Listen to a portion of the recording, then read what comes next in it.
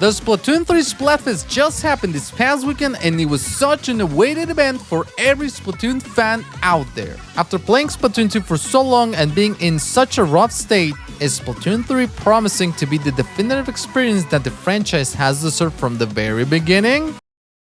The demo has brought some quality of life changes to the game, being way more polished with its motion controls. It has more information in the HUD and UI with markers on screen where enemies and teammates got splatted, and a more flash animation when someone goes down. The more information we have in any video game, especially a competitive one, will lead to make better decisions and less mistakes. Now it feels like you have a clearer vision of what's happening in the match. The weapons in the demo feel balanced with the exception of the Splatana and the Stringer. The Splatana feels a tad bit underwhelming since it feels kinda weak compared to the brush weapons, which is the closest class that can be compared to, because it shares a similar playstyle. The thing is, the Splatana struggles to ink the map and get out of sticky situations unless you have Hammer. The regular shots are difficult to hit and don't deal good damage, making the vertical flick your go-to attack. Reason being, it's bigger and it deals more damage. But at the same time, this may be a weapon that only struggles in games like Turf War and Splat Zones, since the very main goal is to ink around. The weapon feels weird because you will think since it's a katana it's going to be a close quarters weapon with tools to close the gap and move around. But in reality, the weapon feels like it performs better from far away. You don't really benefit from getting close to the enemy unless you have a special. We will have to wait and see how it performs when the game fully launches and it gets more playtime. But for now, personally, it feels kind of underwhelming. The Stringer you can compare it to the Charger class, and I don't feel like it's a weak weapon, but rather a tricky one. This is obviously a longest range weapon, so you cannot be aggro with it, because the shots deal low damage when tapping CR.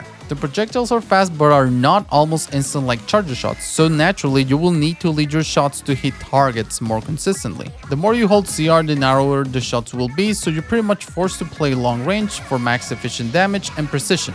Again, this is a new weapon and it requires more experimentation and maybe things will change around after the game is fully released and people use it more. The new specials are pretty fun and I was surprised with the new Killer Whale and how impressive it can be when used really close. I was under the impression it was going to be rather bad because it was AI controlled and also seemed to be slow, but it does feel impactful especially when you are being aggro with it, since you can use it instantly and pretty much forget. They are not moves that you can use with your brain turned off entirely, with maybe Tacticular being the exception, but even still you have to place it somewhere that makes sense for your team to get buffs. Unlike Armor, which is a global thing. I like using all the specials and was fairly pleased with what they offered to the game. I'm happy that we actually don't have a single thing that feels downright broken. Most of the weapons and specials have a chance at doing something and you can have fun when playing Splatoon. Something that surprised me was the stability of the connections. I didn't drop a single match in about 6 hours of constant gameplay. Some of the matches were laggy, but that is expected since some people are playing on Wi-Fi.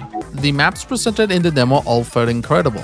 Generally, the Turf War versions of any of the maps are not the best, or at least in Splatoon 2.